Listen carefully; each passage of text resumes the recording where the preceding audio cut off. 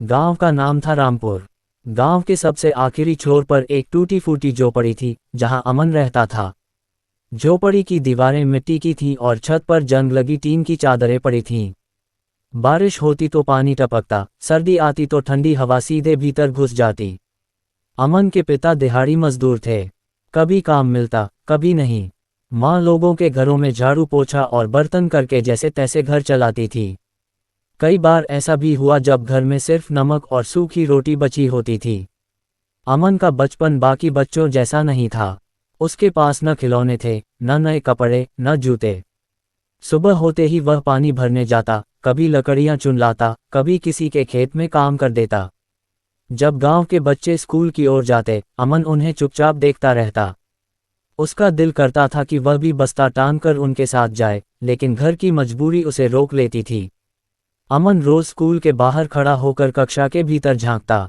Board पर लिखे अक्षर, बच्चों की आवाजें, शिक्षक की बातें, सब कुछ उसे किसी दूसरी दुनिया जैसा लगता। एक दिन शिक्षक ने उसे बाहर खड़ा देखा और पूछा, तुम रोज यहाँ क्यों खड़े रहते हो? अमन ने सिर झुकाकर कहा, मैं पढ़ना चाहता हूँ। शिक्षक उसके चेहरे को देखकर समझ गए कि ये बच्चा गरीब है, लेकिन उसका सपना अमीर है।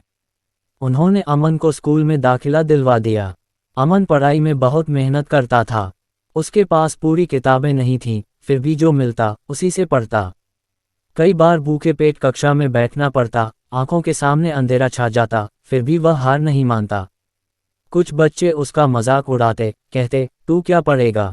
तेरी जिंदगी तो मजदूरी में ही निकल जाएगी। अमन कुछ नहीं बोलता, बस मन ही मन सोचता, आज मैं कमजोर दिख रहा हूँ, लेकिन हमेशा नहीं। एक दिन जिंदगी ने उसे सबसे बड़ा झटका दिया। उसके पिता काम के दौरान गिर गए और उनकी रीढ़ की हड्डी में गंभीर चोट आ गई। अब घर में कमाने वाला कोई नहीं था। अमन को स्कूल छोड़ना पड़ा और वह शहर जाकर एक चाय की दुकान पर काम करने लगा।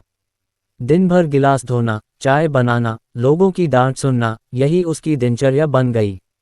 रात को वह थककर सो जाता, लेकिन सपने फिर भी जागते रहते। एक रात चाय की दुकान पर किसी ने कहा, हालात इंसान को नहीं तोड़ते, इंसान खुद टूट जाता है। ये बात अमन के दिल में उतर गई। उसने तय किया कि वह चाहे जितना भी थका हो, पढ़ाई नहीं छोड़ेगा। दिन में काम करता और रात में किताबें खोलकर बैठ जाता। कई बार नींद आ जाती, आंखें बंद होने लगती, लेकिन वह खुद से कहता, अगर आज रुक गया तो हमेशा के लिए रुक जाऊंगा।